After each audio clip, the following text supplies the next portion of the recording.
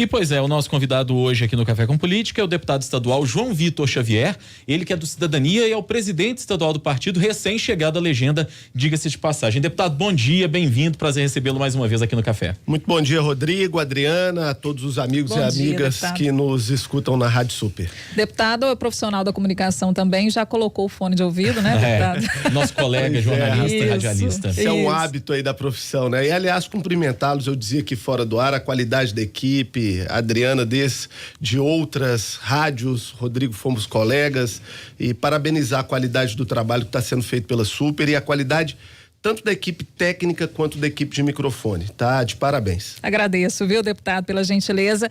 Vamos falar então de política, vamos falar do trabalho lá na Assembleia. Gostaria de começar falando sobre a atuação do senhor dentro da Comissão de Minas e Energia e dentro também disso abordar um projeto que prevê a instalação de minerodutos em Minas Gerais, que proíbe, na verdade, né? Em defesa de água e nascentes. Eu gostaria que o senhor explicasse como que vai ser essa questão, principalmente no momento que a gente discute, né, a questão ambiental, a preservação do meio ambiente aqui no estado.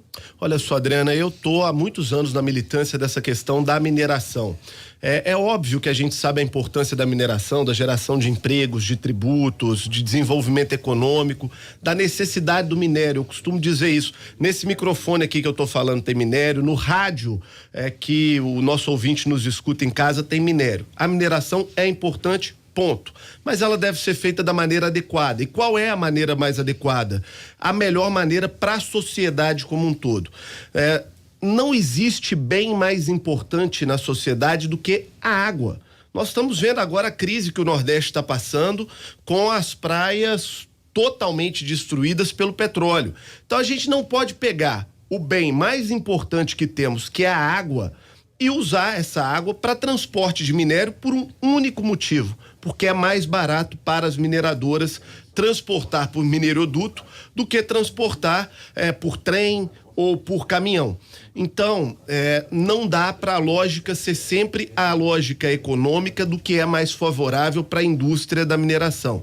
Então, eu sou contra os minerodutos. O impacto dos minerodutos, ele é fortíssimo nas cidades atingidas, porque você traça uma linha reta e passa por cima de tudo. Você passa por cima de casa, por cima de escola, por cima de igreja, por cima de mata virgem, por cima de nascente e vai abrindo o caminho para fazer aquele mineroduto. Então o impacto ambiental e social é muito grande e depois o impacto ambiental é enorme, porque você pega a água mais pura do que a que você bebe na sua casa, que eu bebo na minha, do que os filhos da gente tomam na escola, para transportar minério. Isso não é justo com a nossa sociedade. Não é uma proposta que gera muito embate, principalmente com as mineradoras. É o que vem acontecendo em Conceição do Mato Dentro, por exemplo, né? Questão de Santa Maria de Itabira, esses minerodutos passando aí por várias áreas, enfim. É um projeto um tanto quanto polêmico. É um projeto polêmico, é um projeto que vai gerar muita discussão, mas nós temos que ter coragem de fazer as discussões necessárias. Há muitos anos eu venho falando da questão das barragens. Eu já avisava na Assembleia que nós teríamos mais tragédias, como tivemos essa de uma proporção brutal que foi a de Brumadinho. E se tivessem nos ouvido lá atrás, talvez tragédias como a de Brumadinho pudessem ter sido evitadas. E não adianta a gente tapar o sol com a peneira. Enquanto continuarmos com esse modelo de barragens, nós continuaremos, Rodrigo, com o risco de tragédias como a de Brumadinho. Enquanto continuarmos com os minerodutos, nós vamos continuar vendo os nossos rios secando e a nossa sociedade sem água. Eu estou vendo a possibilidade, por exemplo, de daqui a alguns anos a gente começar a servir minério no café, né? Porque não vai ter água para fazer o café, então vamos ter que tomar minério no lugar. Então nós temos que discutir essas coisas com a sociedade. Quero trazer um dado aqui importantíssimo. Eu tenho falado sobre isso na Assembleia já há algum tempo. Nós corremos um risco enorme de desabastecimento de água em Belo Horizonte e região metropolitana. Nós somos abastecidos aqui por duas bacias, a bacia do Rio das Velhas e a do Rio Paraupeba. Rio Paraupeba, nós todos sabemos o que aconteceu com o crime ambiental da cidade de Brumadinho. Perdemos a capacidade, pelo menos momentânea, de captação.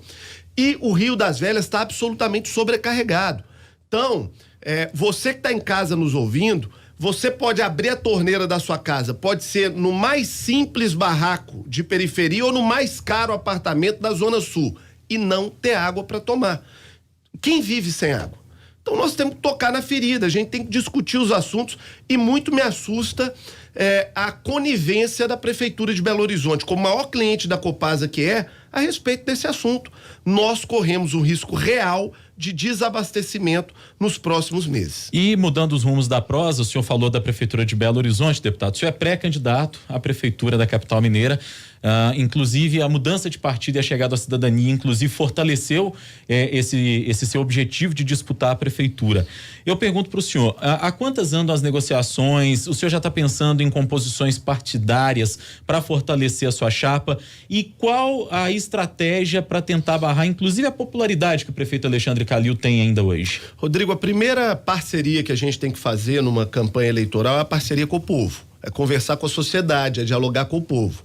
Não adianta ficar dentro dos gabinetes fazendo acordo de presidente de partido, de liderança política, porque isso não leva ninguém a lugar nenhum mais. A parceria que você tem que ter é com o cidadão, é com as pessoas, é com quem está na rua, é com quem está no ônibus, no posto de saúde. E o que eu vejo hoje é o seguinte, é uma classe política muito empolgada com a manutenção do atual governo e a população na rua, em grande parte, questionando o que a Prefeitura de Belo Horizonte faz. É muito simples, Rodrigo, é só pegar as últimas pesquisas. Olha, mas o prefeito tem uma boa intenção de voto. Natural, é o prefeito, teve uma grande exposição à mídia como candidato e uma grande exposição constante como prefeito de uma cidade que tem poucos problemas. Agora, 60% da população de Belo Horizonte diz preferir outros nomes. Isso é um recado muito claro de que há uma parcela grande da população de Belo Horizonte que não enxerga o país das maravilhas que é vendido pela Prefeitura de Belo Horizonte no momento. Eu não enxergo a prefeitura que eu vejo nas milionárias campanhas publicitárias bancadas com dinheiro público pela prefeitura. Eu não enxergo essa cidade. E com as pessoas que eu tenho conversado na rua, as pessoas também não enxergam essa cidade, esse país das maravilhas que está sendo tratado e vendido pela prefeitura. Nós temos hoje uma cidade mais suja, nós temos uma cidade que foi prometido que faria o posto de saúde funcionar e não funciona, uma cidade que prometia abrir a caixa preta dos ônibus e as pessoas continuam andando na mesma lata velha que o prefeito foi andar na campanha e só andou na campanha, depois não voltou mais. Então, a realidade da cidade é essa. É uma cidade que não entrega serviço público de qualidade para o seu cidadão. As regionais estão absolutamente abandonadas e sucateadas.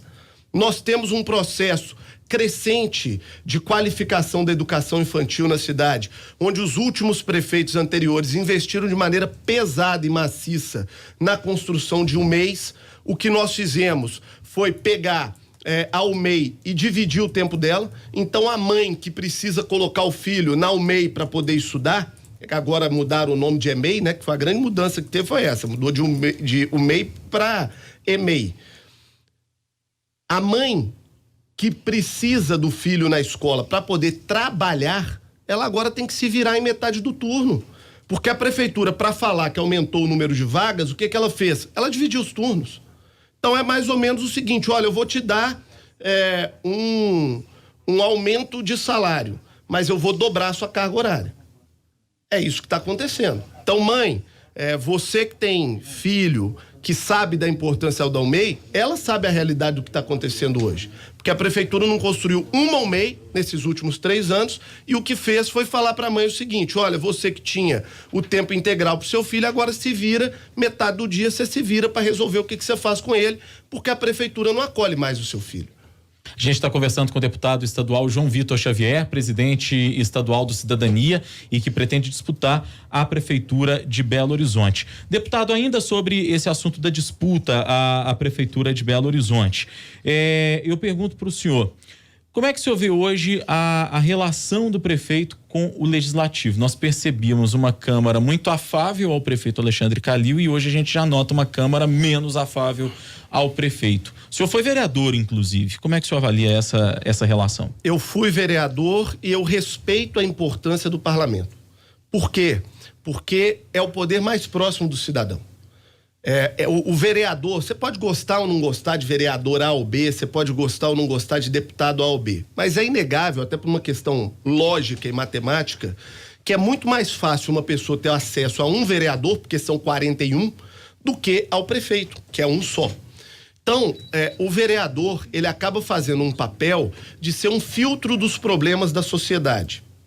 Quando um cidadão bate na porta de um vereador, é porque o serviço público já falhou com ele.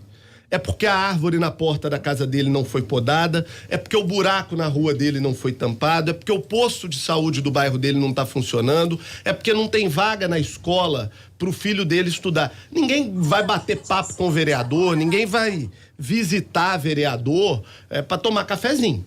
As pessoas procuram um vereador quando o serviço público não está funcionando.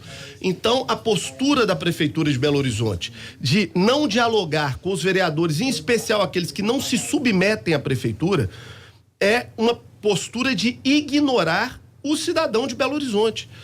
Rodrigo, são centenas de ofícios enviados por vereadores, por deputados que não são da base do prefeito, que sequer são respondidos pela prefeitura.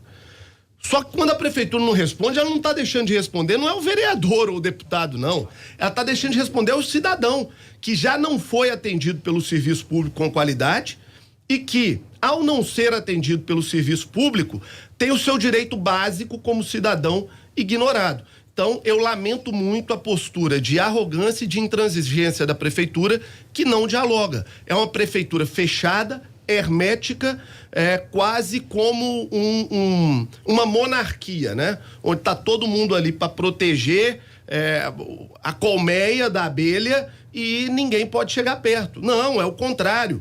Se chega uma crítica, se chega uma reclamação, não importa se é de adversário, se é de aliado, tem que ser ouvido e a prefeitura não escuta. Agora 8h57, hora do bate-pronto. No Café com Política. Hora do bate-pronto. Perguntas objetivas e respostas igualmente objetivas. Combinado, deputado? Combinado. Candidatura à Prefeitura de Belo Horizonte. É uma possibilidade real e estamos trabalhando para dialogar com a sociedade. Se o povo quiser, temos uma boa chance de disputar. Gestão Calil. Poderia ser muito melhor do que pegou uma cidade organizada, arrumada e fez muito pouco dentro desses 3 anos. O que mudaria em Belo Horizonte? Muita coisa tem que mudar na nossa cidade, é só o cidadão sair e olhar a cidade ao entorno. O caos que a gente vive no trânsito, nunca tivemos tantos moradores de rua, nunca tivemos uma cidade tão suja e nunca tivemos uma gestão pública tão desorganizada e tão distante do cidadão. Mágoa com o PSDB? Mágoa não, senso de realidade de um partido que se perdeu na história, que construiu um processo de absoluto caciquismo e que levou ao estado que está aí.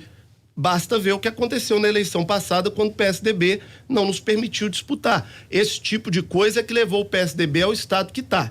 Então não tem mágoa, mas tem o senso de realidade, que é um partido que se perdeu e que acho que tomei a melhor decisão da minha vida de sair de lá. Administração Romeu Zema. Vejo esforços do governador em muita coisa, principalmente na parte fiscal do estado, de equilíbrio das contas, mas acho que falta a ele traquejo político. Política é um exercício político, governar é um exercício político. E não é renegando a política que ele vai conseguir fazer um bom governo. Reconheço muito esforço, mas reconheço também uma inabilidade em muitas coisas importantes. Governo Bolsonaro. Reconheço também dificuldades em algumas coisas, principalmente no trato, no traquejo de questões, mas não sou do tipo que é incapaz de perceber que barreiras importantes têm sido quebradas no Brasil. Os últimos 5 presidentes tentaram fazer a reforma da Previdência. Ninguém conseguiu. Ele conseguiu. Então tem que se reconhecer também o que tem sido feito de bom. Tem erros, tem questão de filhos, tem questão de excesso de fala, mas tem feito coisas importantes na parte, principalmente na pauta econômica que o Brasil estava precisando. No Café com Política recebemos hoje o deputado estadual pelo Cidadania, vice-presidente da Comissão de Minas e Energia na Assembleia Legislativa, João Vitor Xavier. Prazer receber o deputado. Muito obrigado, Adriana, muito obrigado, Rodrigo, e muito obrigado a todos que nos ouviram pela Rádio Super. Obrigado.